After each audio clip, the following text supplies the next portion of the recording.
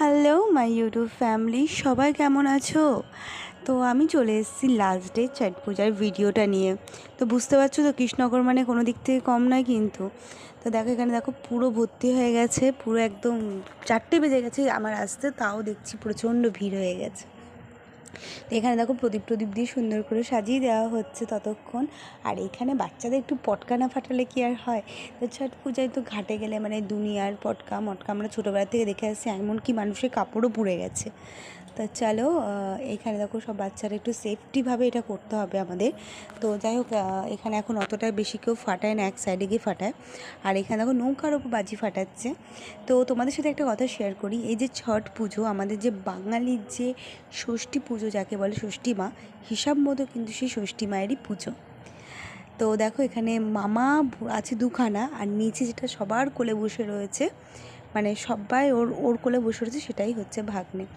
তো যাই হোক, দেখো এখানে কথা বলতে বলতে সূর্যও উঠে গেছিলো, আর আর্ঘ দেওয়াটাও এবার আস্তে আস্তে শুরু করতে হবে, কারণ সূর্যটা উঠে গেলেই আলো হয়ে যাচ্ছে, তাই জন্য আগে তাড়াতাড়ি করে দিয়ে নেবে। আর এখানে আমি দাঁড়িয়ে রয়েছি যে একটু জল দিতে যাবো বলে। আর এতটাই কাদা হয় না প্রত্যেক বছর, যে কতজন যে পড়ে তার নাই ঠিক, ধূপধাপ পড়তেই থাকে লোকে। যাই হোক, আমি চলে এসেছিলাম এখানে জল দেবো, সবাই এক এক করে জলটাও দিয়ে নিয়েছে। তারপরেও চলে এসেছিলো হচ্ছে আমার ছেলে, কারণ সবাই এক এক করে আমরা জলটা দিয়ে নেব।